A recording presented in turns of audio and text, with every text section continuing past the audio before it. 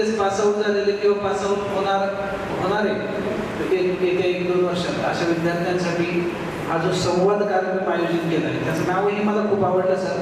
कारण हे फक्त मार्गदर्शन नाही, आयोजकांनी जे काही आपल्याला बोलवलंय तर आम्हाला बोलवण्याच्या अगोदरच त्यांनी सांगितलं तुम्हाला काय बोलायचं म्हणजे कोणत्या विषयावर बोलवायचं. आपण तुम्हाला मार्गदर्शन म्हणजे अभ्यास कसा करायचा, अभ्यासाची स्ट्रॅटेजी काय असावी, प्लॅनिंग काय असावं याबद्दल आपण तुम्हाला मार्गदर्शन केलं. आयोजकांनी मला सध्याचं प्रशासन आणि या स्पर्धा परीक्षे व्यतिरिक्त जे काय बाहेरचं जग आहे म्हणजे जो काय आपण सध्या सगळ्यात जास्त चर्चेला जाणारा विषय आहे सर की ऑप्शन बी म्हणजे स्पर्धा परीक्षेतून यश नाही मिळालं तर पुढे काय, हा जो एक महत्त्वाचा प्रश्न आजकाल वास्तवकट्ट्याच्या माध्यमातून किरण निंबोरे असेल, महेश बडे असेल आणि त्यांचा सगळाच मित्रपरिवार असेल हे जे काही सगळ्या विद्यार्थ्यांमध्ये मांडतायत तो एक महत्त्वाचा विषय या संवाद कार्यक्रमाच्या निमित्ताने त्यांनी विद्यार्थ्यांपर्यंत पोहोचवण्यासाठी मला तो एक सब्जेक्ट दिलेला आहे ऑप्शन बी.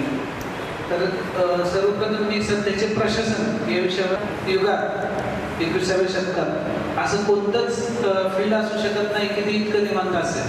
त्याला सरकारी आपली यंत्रणा किंवा ज्या शासकीय सेवा आहेत त्याही अजिबात अपवाद नाही आहे.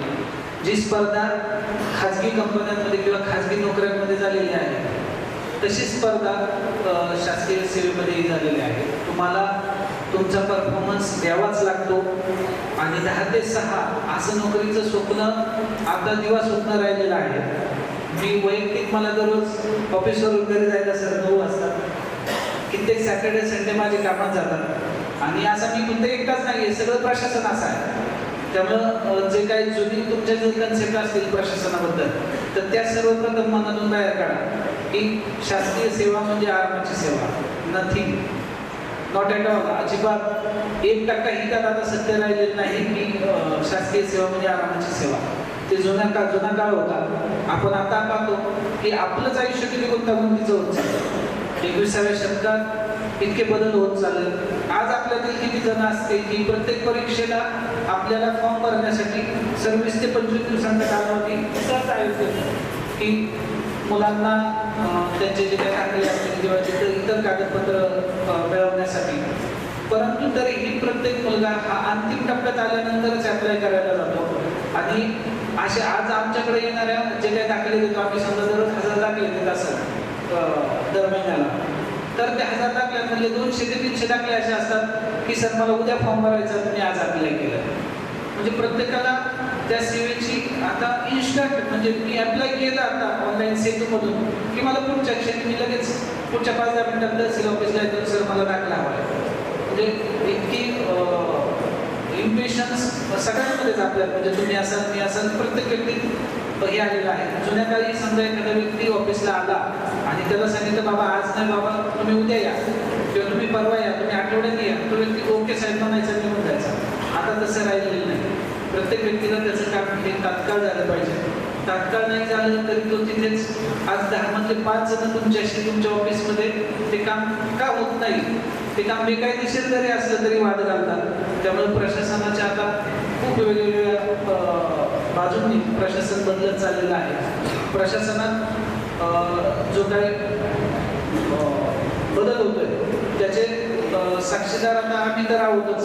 आता ही जी नवीन अधिकाऱ्यांची पिढी येणार आहे म्हणजे सिलेक्ट झालेले आहेत ते येतील, त्यांनाही आल्यानंतर जाणवेल आणि तुम्हालाही आल्यानंतर जाणवेल.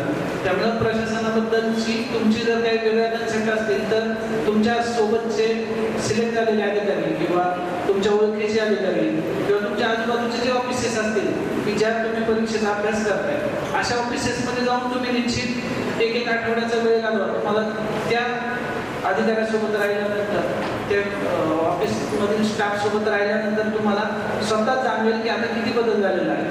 व्यक्तींना किती मोठ्या अपेक्षा आपल्याकडून वाढलेल्या आहेत आणि त्या अपेक्षा पूर्ण करता करता आपल्याला इतर खाजगी नोकऱ्यांसारखं किंवा इतर व्यवसायांसारखाच आपल्याही आरोग्यावरती परिणाम करणारा ताणतणाव असेल, स्ट्रेस असेल किंवा जे काही टार्गेट्स असतील, ज्या काही गोष्टी बऱ्यापैकी गोष्टी तर आता आपल्यालाही टार्गेटेड असतात. समजा फॉर एक्झाम्पल एक छोटंसं उदाहरण देतो की ई पीक पाहणी करायची. ई पीक पाहणीला शेतकऱ्यांसाठी सर 15 ऑक्टोबरची मुदत आहे. ती प्रत्यक्षात लोकांना त्यांच्या शेतात घेतलेल्या पिकाची नोंद स्वतः करता येईल म्हणून शासनाने हा प्रोजेक्ट आणलेला आहे. आणि त्याचा सगळ्यात महत्त्वाचा फायदा असा होतो की तुम्ही कोणताही दुष्काळ पडल्यानंतर किंवा पिकाचं नुकसान झाल्यानंतर, अतिवृष्टी झाल्यानंतर जी काही तुम्हाला नुकसान भरपाई दिली जाते ती त्या पीक पाहणी म्हणून केलेल्या पिकाच्या नोंदीच्या आधारे दिली जाते. यंदाचं वर्ष जर दुष्काळाच्या छटा आत्ताच जाणवायला लागल्या, कालपर्यंत तर अतिशय वाईट परिस्थिती होती. कोणत्याही क्षणी आम्हाला टँकर चालू करावे लागतात की काय अशी भीती होती आणि काल योगायोगाने चांगला पाऊस झाला. अशी स्थिती असताना लोकांसाठी, लोकांच्या फायद्यासाठी, त्यांना भविष्यात फायदा व्हावा, पीक विम्याचे पैसे मिळावेत, नुकसान भरपाई शासनाची मिळावी म्हणून आपण शासनाने हा प्रकल्प आणला, पीक पाहणी ॲप चालू केलं. परंतु गेले 2 महिन्यापासून पीक पाहणीची नोंद चालू झालेली असताना सर फक्त 10% शेतकऱ्यांनी किंवा लोकांनी त्याची नोंद केलेली आहे. ठीक आहे, आपल्या शेतकऱ्यांमध्ये साक्षरता आहे, परंतु बऱ्यापैकी प्रत्येक शेतकऱ्याची मुलंही आता शिकलेली आहेत. मग अशा वेळेस काय होतं, जी जबाबदारी शेतकऱ्यांची जरी असली तरी ही वरिष्ठ लेवलवरून किंवा शासनाकडून, प्रशासनाकडून अपेक्षा आहे की तुम्ही शेतकऱ्यांकडून ते 100% करून द्या. म्हणजे हा बदल मला तुम्हाला सांगायचा होता म्हणून उदाहरण दिलं मी. आणि विशेष महत्त्वाचं म्हणजे जे काही बदल आजूबाजूला सामाजिक तसेच राजकीय बदल तुम्ही पाहताय, ह्या सामाजिक आणि राजकीय बदलांचा जो काही सगळ्यात जास्त प्रभाव आहे, तो सगळ्यात जास्त प्रभाव जो पडत असेल तर तो प्रशासनावर पडतो. म्हणजे सगळी मुलं आता ही स्पर्धा परीक्षा करणारी किंवा आपली ग्रामीण भागातीलच आहे की आजकाल तर एवढं सोपं झालं की प्रत्येकाला प्रत्येक व्यक्तीचा ॲक्सेस अतिशय सहजरित्या उपलब्ध झाला. व्हॉट्सअपद्वारे असेल किंवा फोनद्वारे असेल किंवा कोणतेही कार्यकर्त्याच्या माध्यमातून असेल, तर 10 पैकी 5 कामांसाठी तरी तो त्याला अर्जंट आहे, त्याला उद्या फॉर्म भरायचा आहे, त्याला कॅरेक्टर सर्टिफिकेट द्या, त्याला परवा शेवटची तारीख आहे त्याला दाखला द्या. अशा प्रकारे ह्या काही सामाजिक राजकीय बदल आहे, त्याच्यामुळे तुमच्यावरती जो बाह्य तणाव आहे किंवा बाह्य प्रेशर आहे तोही मोठ्या प्रमाणात वाढलेला आहे. त्याचंही तुम्हाला नियोजन करता आलं पाहिजे. आता 11ला पहिल्याच प्रयत्नात माझं PSI मध्ये सिलेक्शन झालं. खूप हवा PSI 2010-11 साली 23-24 वर्षाचा मी. गावात 400-500 मुलं मिरवणुकीला हे झाल्यानंतर आणि 4-5 महिन्यानंतर आमचं जॉईनिंग आलं. तर 4-5 महिन्यानंतर जॉईनिंग आलं. पहिल्या दिवशी MPA गेलो महाराष्ट्र पोलीस अकॅडमी नाशिकला. गेटच्या आत गेलो. आत गेल्यानंतर झालं मग आमचं सगळं डॉक्युमेंटेशन वगैरे झालं. आमचे केस होते ते सगळे डायरेक्ट वस्ताऱ्याने सगळे केस कापून टाकले आणि आम्हाला एक बादली, एक खोरं ते हातात दिलं. सांगितलं जाऊन इथं स्वच्छता करा. अरे आम्ही म्हणलं आम्ही फौजदार म्हणून आलो इथे ते करण्यासाठी. पण तो जो तुमच्यातला इगो असतो किंवा जो तुमच्यातला गर्व असतो तो पूर्ण बाजूला करण्यासाठी त्या प्रशिक्षणामध्ये तुम्हाला विविध कामं आपण आपल्या घरी जी कामं करतो ती सगळीच कामं आम्ही महाराष्ट्र पोलीस अकॅडमीमध्ये केलेली. तो ट्रेनिंगचा एक पार्ट होता. हे केव्हा लक्षात आलं ज्यावेळेस आम्ही ते ट्रेनिंग कंप्लीट करून बाहेर आलो. परंतु मग त्या ट्रेनिंग दरम्यान मी इमॅजिन केलेली फौजदारकी आणि त्या MBA मध्ये गेल्यानंतर आम्हाला मिळालेली ट्रीटमेंट किंवा मिळालेलं ट्रेनिंग यात इतका जमीन आसमानचा फरक होता की माझी मानसिकता नकारात्मक होऊन गेली. नाही म्हटलं हा इथे खूप त्रास आहे, आपल्याला इथे थांबायचं नाही, आपल्याला अभ्यास करायचा, आपल्याला पुढची पोस्ट काढायची. पण नंतर 4-5 वर्षांचा जॉब केल्यानंतर 5-6 वर्षांचा की मग त्यावेळेस कळलं की ते ट्रेनिंग देण्यामागं प्रत्येक एका जी काही गोष्ट आम्हाला तिथे करायला लागली त्यामागे, त्या प्रशिक्षणामागे काय हेतू होता याची जाणीव आम्हाला त्या 5-6 वर्षाच्या पुढील सर्व्हिसमध्ये झाली. त्यामुळं त्या गोष्टीचा उद्देश किंवा त्या गोष्टीमागची त्या इन्स्टिट्यूटची भूमिका ही आपण लक्षात घेतली पाहिजे. आता मी माझ्या दुसऱ्या टॉपिककडे तो ऑप्शन घेईन. ज्यावेळेस मी MPSC करायचो त्यावेळेस MPSC आणि इतर स्पर्धा परीक्षा करणाऱ्या विद्यार्थ्यांचा अंदाजे आकडा होता सर 3 ते 4 लाख. म्हणजे ज्यावेळेस आम्ही वाचायचो पेपरमध्ये की यावर्षी 3.5 लाख विद्यार्थ्यांनी राज्यसेवेच्या परीक्षेसाठी अप्लाय केलं. आता नुकतीच तलाठी परीक्षा झाली. तलाठी परीक्षेसाठी 13 लाख फॉर्म आले होते किंवा राज्यसेवेला सरासरी 6-7 लाख तर सहज फॉर्म येतात. असे विविध सगळ्या वेगवेगळ्या प्रकारच्या सगळ्या परीक्षांचा विचार केला तरी ॲटलिस्ट 20 ते 25 लाख मुलं तरी निश्चित अभ्यास करत असतील असा माझा एक अंदाज आहे. आता हे 20 ते 25 लाख मधील विद्यार्थ्यांमधील किती मुलं सिलेक्ट होणार आहेत? सरासरी आता 4,500 तलाट्यांची परीक्षा आहे. राज्यसेवेच्या 400 जागा असतात. आता परत कंबाईनची एक्झाम ॲड आली असेल, मला वाटतं 500-400 जागा असतील सगळ्या. नाही कंबाईनची ASO, ST, PS सगळे म्हणजे 8 ते 10 टोटल 20,000 भरती पकडा. 20,000 लोकांची भरती, 20 लाख लोकांमधून 20,000 म्हणजे 0.1%. जर 0.1% मुलंच सिलेक्ट होणार आहे तर मग 99.99% मुलांनी करायचं. त्यासाठी जे सध्याचं वारंही वाद आहे की ऑप्शन बी हे जर नाही झालं तर मी काय करणार याचा विचार तुम्ही जेवढ्या लवकर चालू करा. प्रत्येकाने आपलं स्वप्न पूर्ण करण्यासाठी 100% मेहनत घेतली पाहिजे, खूप हार्डवर्क केलं पाहिजे. पण कसं असेल, प्रत्येक वेळेस प्रत्येक गोष्ट प्रत्येकालाच जमते असं नाही. आता मी खूप अभ्यास केला, पण मी तहसीलदार झालो. सरांनी माझ्यापेक्षा जास्त अभ्यास केला असेल, सर उपजिल्हाधिकारी झाले. मग मी उपजिल्हाधिकारी झाले नाही म्हणून मी नाखुश होण्याचं काहीच कारण नाही. कदाचित माझा अभ्यास किंवा माझं नशीब मला तहसीलदार पदापर्यंत येऊन जाणार होतं. त्यामुळं तुम्ही अभ्यास करत असताना अतिशय सकारात्मक विचाराने एक गोष्ट लक्षात ठेवायची की मी माझे 100% देणार आहे. मी मला जेवढी माझं कष्ट करण्याची ताकद आहे किंवा कष्ट करण्याची क्षमता आहे त्या संपूर्ण क्षमतेनुसार मी माझा अभ्यास करणार आहे. परंतु तरीही मी नाही सिलेक्ट झालो तर मी दुसरं काय करू शकतो याचाही विचार तुम्ही साईड बाय साईड मनात ठेवला पाहिजे.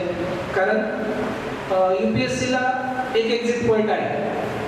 वयाच्या 32व्या वर्षी किंवा 6 नंतर जनरलच्या विद्यार्थ्याला एक्झिटच घ्यावी लागते. परंतु MPSCचा एक्झिट पॉईंट सर खूप उशीर आहे. ओपनच्या विद्यार्थ्यासाठी 38 आणि रिझर्व्हसाठी 43 की तो वयाच्या अशा टप्प्यावर आहे की त्या टप्प्यानंतर जर MPSC सोडून दुसरा ऑप्शन बी साठी प्रयत्न करायचे म्हणलं तर तो विद्यार्थी तिथपर्यंत संपूर्णपणे खचलेला असतो. कारण ॲटलिस्ट 38 पर्यंत अभ्यास करायचा म्हणजे 25-26ला सुरू केलं तरी 10-12 वर्षांच्या अभ्यासानंतरही अपयश आल्यानंतर तो मानसिकरित्या खचलेला असतो. आणि त्याच्या वयाच्या 38 वर्षामध्ये त्याचे मित्र की ज्यांनी MPSC नाही केली, कुठेतरी जॉब केला किंवा छोटा मोठा व्यवसाय केला, ते सुद्धा वेल सेटल्ड झालेले असतात. मग वयाच्या 38व्या वर्षानंतर जर का 10,000च्या नोकरीपासून सुरुवात करायची किंवा एखादा 2-3 वर्ष कोणताही नफा न होणाऱ्या व्यवसायापासून सुरुवात करायची म्हणलं तर ती माणसाची मानसिक तयारी होत नाही किंवा माणूस खचलेला असतो. त्यामुळे एक एक्झिट पॉईंट ठरवा सगळ्यांनी की मी वयाच्या 30 पर्यंत 32 पर्यंत किंवा एवढे अटेम्प्ट इतक्या वेळा मी ट्राय करणार आहे आणि त्यानुसार तुम्ही प्लॅनिंग करा. कारण फक्त MPSC मध्ये सिलेक्ट झाला किंवा UPSC मध्ये सिलेक्ट म्हणून अधिकारी झाला म्हणजेच तो आयुष्यात सक्सेसफुल झाला असं नाही. असेही अनेक विद्यार्थी आहेत किंवा अशी अनेक उदाहरणं आहेत आपल्या पुढे की ज्यांनी स्पर्धा परीक्षा करताना अपयश आलं म्हणून दुसरा मार्ग निवडला त्यात सक्सेसफुल झाला. म्हणजे रक्षक ग्रुपचे मला वाटतं रणजित पाटील सर असतील, आज 100-200 कोटीचा टर्नओव्हर असलेला व्यक्ती आहे. दूर कशाला इथं आप्पा आत्मरे सर आहेत, निलेश निंबाळकर सर आहेत, किरण निंबोरे, महेश बडे, असे अनेक उदाहरणं आहेत की ह्यांनी एका योग्य वेळी एक्झिट पॉईंट घेतला आणि दुसरं काहीतरी करण्याचा विचार केला. त्या दुसरं काहीतरी करण्याचा जो विचार आहे तो निश्चितपणे तुमच्या आवडीतून असावा आणि तुम्ही MPSCचा किंवा स्पर्धा परीक्षांचा अभ्यास करून इतके परिपक्व झालेला असाल, त्या केलेल्या अभ्यासामुळे तुमच्या ज्ञानात इतकी भर पडलेली असते की दुसरी कोणतीही गोष्ट तुम्ही करताना निश्चितच एका सर्वसामान्य व्यक्तीपेक्षा चांगल्या पद्धतीने करता. कारण तुम्ही केलेला अभ्यास हा सगळ्या विषयांचा अभ्यास असतो. सर्वच बाजूने तुमच्यात परिपक्वता आलेली असते. त्यामुळे तुम्ही त्या गोष्टींमध्ये अतिशय चांगलं काहीतरी करू शकता. आता कितीतरी विद्यार्थ्यांना माहिती नसेल, आपण कितीतरी योजनांचा अभ्यास करतो, पण CMEGP किंवा PMEGP अशा शासनाच्या ज्या योजना आहेत की ज्या व्यवसाय करण्यासाठी मुलांना बँकांच्या मार्फत लोन उपलब्ध करून देतात आणि त्या काढलेल्या लोनवरती सर ग्रामीण भागात 25 ते 35% शासन सबसिडीही देतं. आपणच अभ्यास करतो तरी आपल्यालाही माहीत नाही या गोष्टी. मलाही मागे 1 वर्षापूर्वी आम्हाला ज्यावेळेस बिझनेस करायचा होता त्यावेळेस कळलं की अशा अशा योजनेतून अनुदान मिळू शकतं. आणि मी PMEGP कितीतरी वेळा वाचली असेल. त्यामुळं ज्यावेळेस तुम्ही अभ्यास करताना 1-2-3 वर्षाच्या अभ्यासानंतर ऑप्शन बीचा विचार करायला लागता, त्यावेळेस मग तुम्ही त्या जे काही बाहेर पडल्यानंतर करायचंय, ज्यावेळेस तुम्ही बाहेर पडला त्याची तयारी तुम्ही अगोदरपासूनच करता. त्यामुळे बाहेर पडल्यानंतरचा संघर्ष म्हणजे अभ्यास आता बंद केला मी 5-6 वर्षानंतर आणि मग आता काय करायचं याचा विचार करायला लागलो. तो आता काय करायचं ह्याच विचारात मी 1 वर्ष घालवतो. आणि कोणताही व्यवसाय करताना किंवा कोणतीही गोष्ट करताना संघर्ष हा असतोच. मी आज व्यवसाय चालू केला आणि आज व्यवसाय चालू केल्यानंतर लगेच मला पुढच्या महिन्यापासून लाख रुपये मिळतील अशी चुकीची अपेक्षा ठेवल्यानंतर त्याच्यातही आपल्याला नैराश्य येतं. सर एक आम्हाला पाचगणीला 3 दिवसाचं MRA मध्ये ट्रेनिंग असतं ऑफिसर्सला. तर त्यात एक अंध व्यक्ती व्यावसायिक म्हणून आम्हाला मार्गदर्शन करण्यासाठी आले होते. तर त्यांचा बिझनेसची माहिती घेतल्यानंतर कळलं की त्यांचा बिझनेस 100 कोटीचा टर्नओव्हर आहे वार्षिक. आणि ते बनवतात काय तर मेणबत्तीचा व्यवसाय आहे त्यांचा. अंध व्यक्ती आहे आणि अशा अंध व्यक्तीचा 100 कोटीच्या टर्नओव्हरचा बिझनेस आहे. ऐकून मी थक्क झालो. मी त्यांना एकच प्रश्न विचारला, सर आपली मराठी मुलं व्यवसाय करताना चुकतात कुठे? तर त्यांनी मला सांगितलं, सर आपली मुलं चुकतात अशा वेळी की मुलं व्यवसायाची सुरुवात करतात. जसं आपण झाड लावतो तसं ती व्यवसायाची सुरुवात करतात. 1 वर्ष 2 वर्ष त्यांना त्या व्यवसायातून म्हणावा असा परतावा मिळत नाही. त्यामुळे मुलं त्याच्यातून त्यांना अपेक्षित रिटर्न्स न मिळाल्यामुळे तो व्यवसाय बंद करून टाकतात. परंतु खरी तीच वेळ असते, जसं झाड लावल्यानंतर 2-3 वर्षानंतरच फळ येतं, खरी तीच वेळ असते की 2-3 वर्षानंतरच ते व्यवसायातून परतावा मिळायला चालू होतो. तसंच झालं. मला 3 वर्ष मलाही काहीच मिळालं नव्हतं व्यवसायातून. माझ्यावरचं कर्ज आणि कर्जाच्या व्याजाचा बोजा वाढतच चालला होता. परंतु 2-3 वर्षानंतर मला करायला हा व्यवसाय सोडून असं दुसरं काहीच नव्हतं, म्हणून मी त्यात टिकून राहिलो. आणि सर गेल्या 16 ते 17 वर्षांच्या कालावधीत माझा 10,000 रुपयापासून चालू केलेला व्यवसाय 100 कोटींपर्यंत पोहोचला.